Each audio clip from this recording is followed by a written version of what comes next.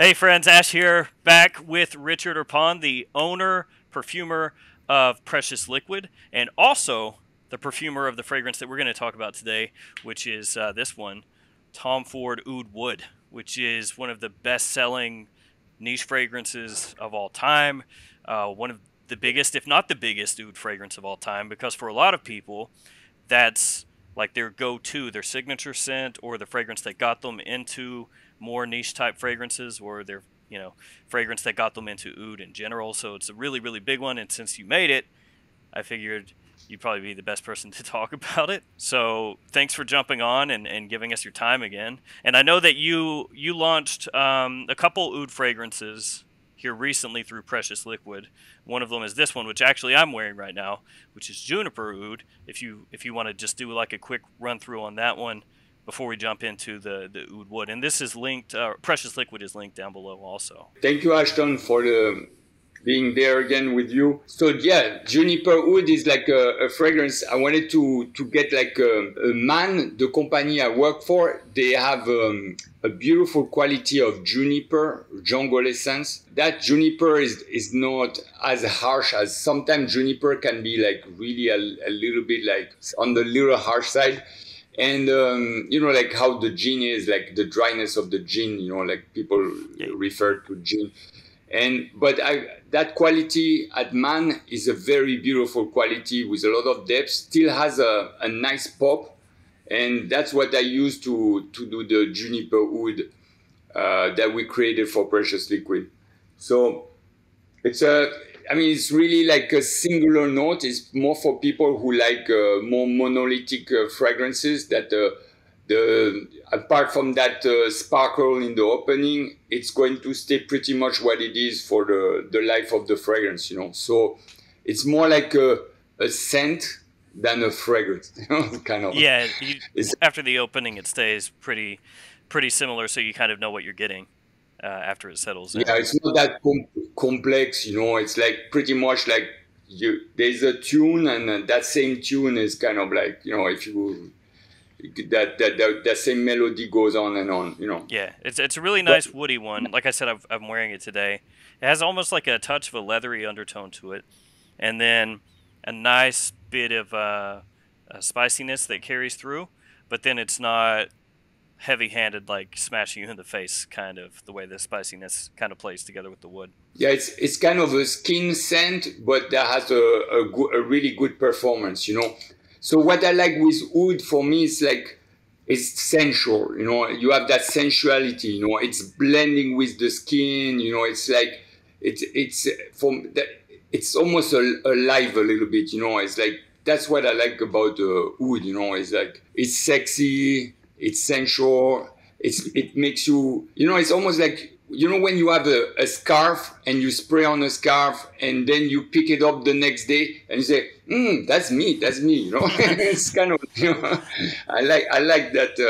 Or if you spray quite well, when you sleep at night on the pillow, you rub your neck, and then the next day, you on your pillow you still have the scent that you were wearing, So I like those kind of things. It's a bit like marking your territory around you, right. And it's like I kind of like that, So that's for me with oud. It's a beautiful scent because it's woody, but it has this complexity, this sexiness that a lot of woods don't have, So yeah, it can come across in a million different ways depending on what type and how it's used and everything around it.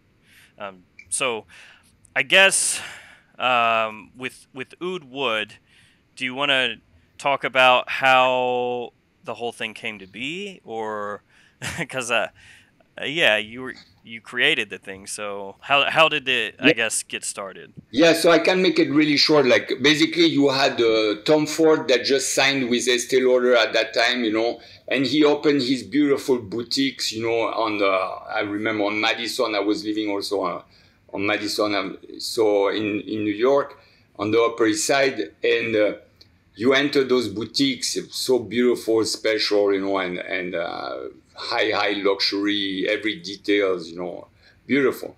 So Basically, I always was a fan of Tom Ford. You know, when he was at Gucci, I still have my vintage Gucci stuff that I bought from. You know, I cannot. I have to keep them. Then he went to Yves Saint Laurent, same thing. You know, I have my Saint Laurent suit from Tom Ford. Yeah, I mean the guy he nailed it. What was classic, you know. So I was very excited to work for something that I know he was going to put his nose on and say, I like it or I don't like it. And there was a lot of competition out there. So I was very excited to work on that. So I created like a small accord. I really came from the white page and started to write, you know, the fragrance. And very quickly I came to something really interesting. And I remember there was a meeting at the Metropolitan Museum where he had Léon Tallet and Tom Ford who had a discussion. So it was really about him, how, you know, his vision and all of that. And I remember we were walking on Madison and I had sprayed a little bit on my hand and I was working with a group of perfumer and one of the perfumer, like Harry Fremont actually, a master perfumer, he had very accurate nose. He was like, whoa, what is that? He was like, that's new, that's different, and that really intrigues me, you know. So I knew already, like, oh wow, the master perfumer is getting excited, so I'm onto something, you know. And then I arrived at the place. I left my coat, you know, to the coat check. And 2 hours later, the lady who, when I get my coat back, she said, I give my number. And then she bring the coat and she says, this smells so good. This coat smells so good.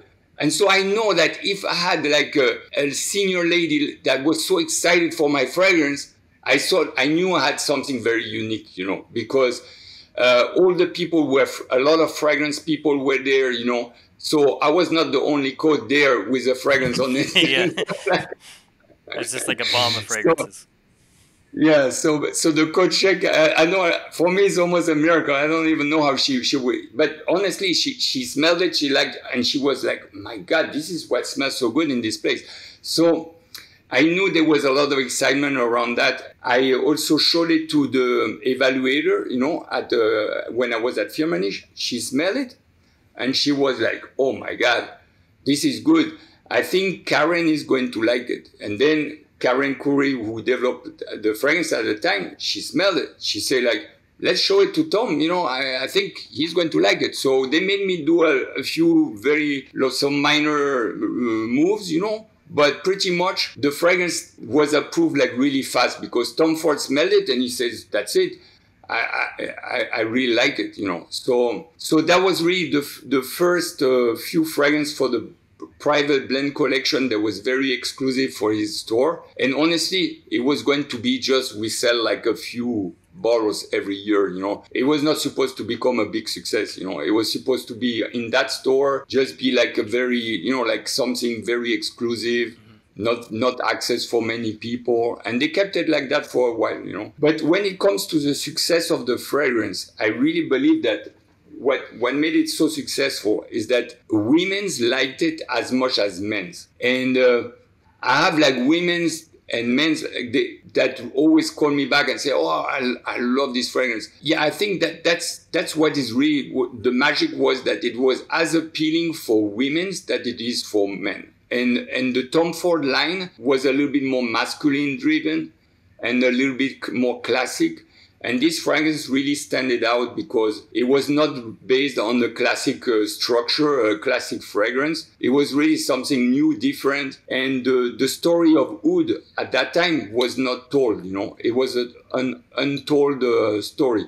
The Middle Eastern people, they knew about some kind of oud, but very different, very, you know, animalic and really quite different from that fragrance, you know. But they liked it too, because one day Karen Curry came to the office and she said, I just had one guy came into the store, he ordered 500 bottles of Oud Wood.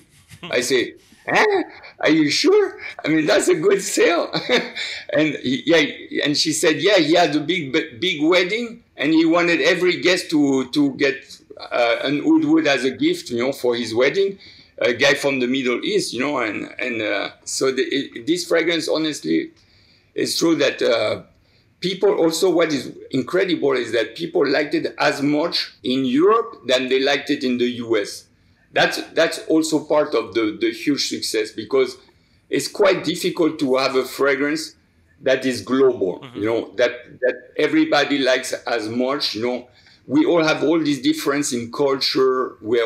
So it's really hard to have a fragrance that is, it's very rare that you have a fragrance that's like #1 in globally, you know. Usually fragrances, they perform well in one, even in Europe, you know, the southern country likes them, Italy likes them, France, but then Germany and the rest of Europe doesn't like it. I remember when I was a perfumer in Europe, it was already challenging to have a fragrance that's going to be testing like really well all over Europe. But this fragrance is like US and Europe, they love it. So yeah, so talking more about the fragrance, yeah, because now that's the story of how exciting part. How it came to be. So the one of the main ingredients is that the chypriol. You know, chypriol is like a kind of a weed. It smells a bit like patchouli, but more dense, more sexy, and that's one of the ingredients that bring the magic to the fragrance.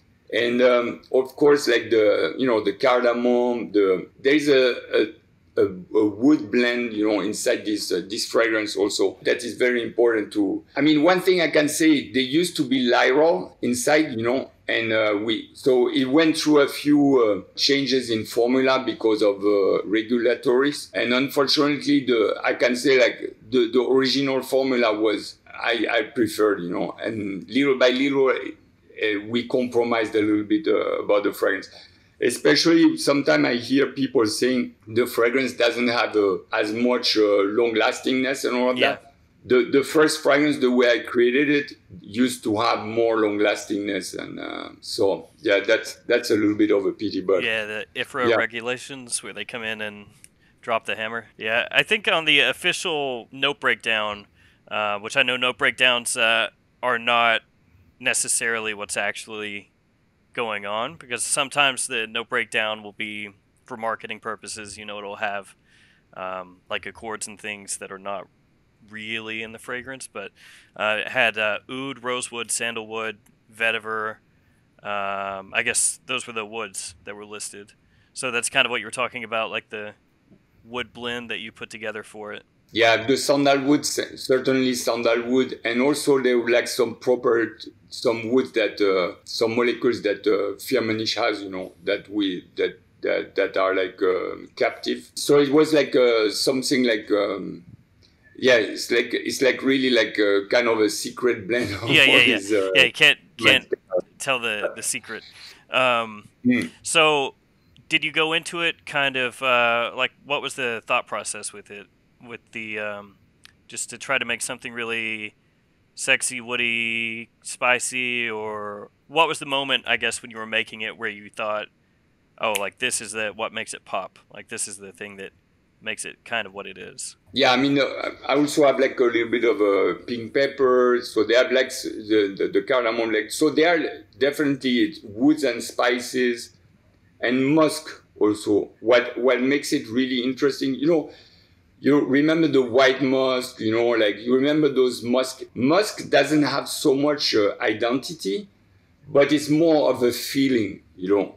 It's not something that pops out, like that screams at you, that is very recognizable, but it's more of a feeling. And I think that's really what is so interesting about this fragrance, is that you have all these, the woods and the musk, the way they blend together. It brings something sensual, something also like gentle, soft, that is really beautiful, you know. And it brings like an aura, you know. I think fragrances that perform is good, but there are also those fragrances for me that have more of an aura, you know, and musk is a bit like that. It's like almost like a loop when it helps you to see better what is in the fragrance. Like all these, it makes everything vibrate and it smoothes the wood out, you know. So that's why I think also it's more of a gentle oud, an oud that is creamy, gentle. I didn't want to have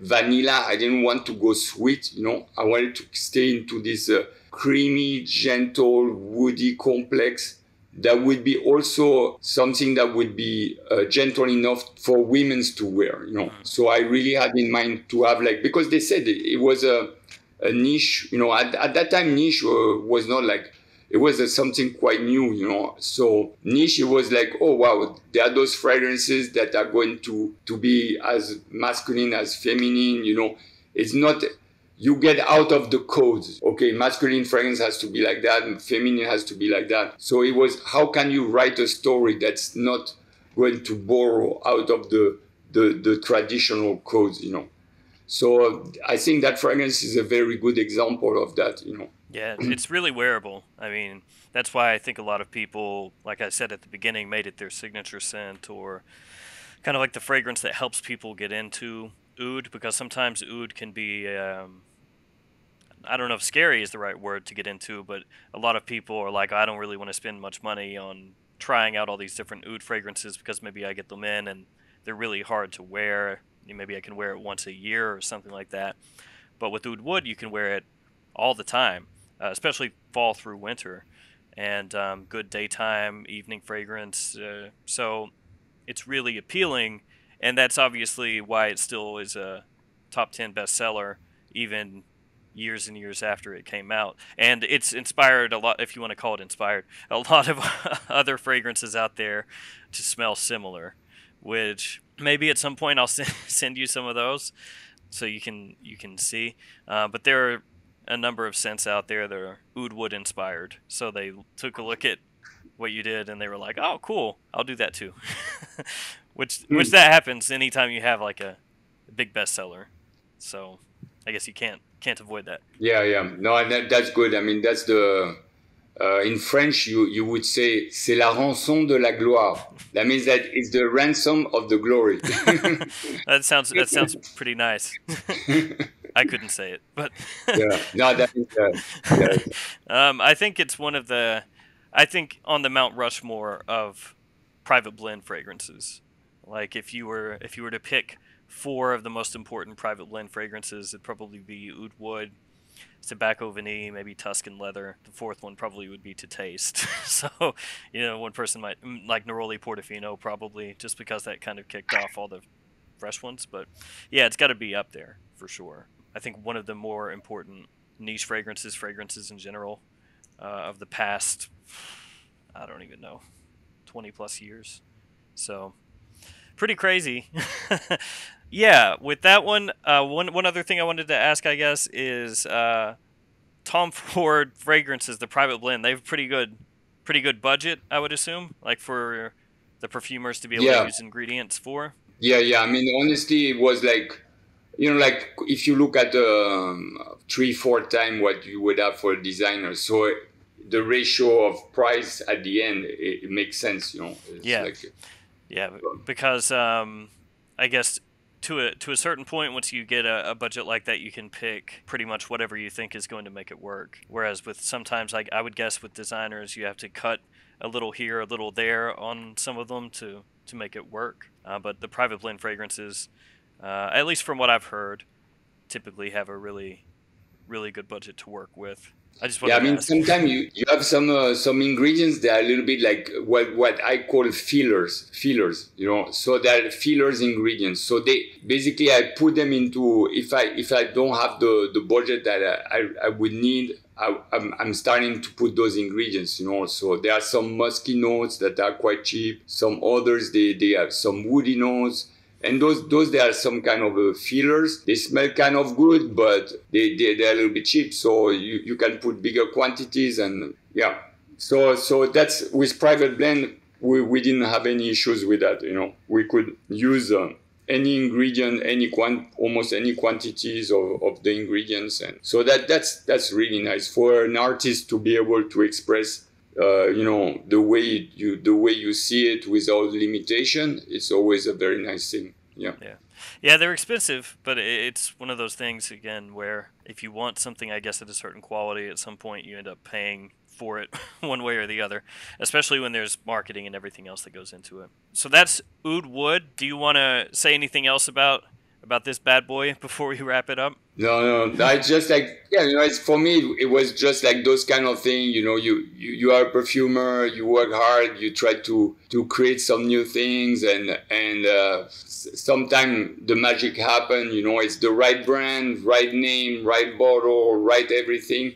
And then it takes off. It becomes a big international success, and that's amazing. I mean, I'm thankful for the opportunities that I got to be able to do that. So it's good. They need to bring you in and do Oud Wood Elixir. Just have you like all the other flankers, and have you do a new version. I signed on. Yeah, I did Oud Wood Intense, but it was a little bit strange the way it worked. But it was an Oud Wood Intense, but it was something they showed something that was quite different. I had an intense version of that one, but they actually use something else, So for that, do you still have that, or is it like gone to the world? Yeah, I don't know. I don't know. I have a bottle somewhere. I don't know where it is, but yeah. Oh, you release it under your own thing. Yeah. Because I don't know, they sold it at one point. It was sold, but I'm not sure if it's still sold or not. Yeah. Well, thanks, Richard, for joining me again. Oud Wood, everybody knows it, but I figured since you had made it, it'd be good to kind of get the story about how that came to be. And if any of you guys out there watching this want us to tackle something new, something different, different fragrance, let us know. Probably going to do Aqua de Jo, the new Parfum, and maybe Red Tobacco. Because Aqua de Jo, the original, you were kind of around when that one was coming to be made. So I figured it'd be interesting to have you check out the newest one. Plus, Aqua de Jo used to be something I wore all the time. So everybody keep your eyes open for those. Yeah, Aqua de Jo, I remember I was actually evaluating the different modification when some perfumers were working on it, like Annick Menardo was working on it. I remember it was summertime. It was supposed to be just a flanker, and it became a big thing. So a really big thing. Yeah. That was another signature of mine. So yeah, we've got more stuff coming up. Thank you everybody for hanging with us again. Precious Liquid, check it out in the description, and also they have those at maxaroma.com. And they have where you can pick up sample sizes and stuff like that on the website too, in case you want to check, multiple of them out instead of just buying a bottle right away if that's more your style. Thank you, Richard, for hanging with us. Thank you for sharing all the information on Oud Wood, and see you guys later. Thank you, Ashton, for the opportunity. Thanks. Yeah, anytime. Take care. Bye-bye.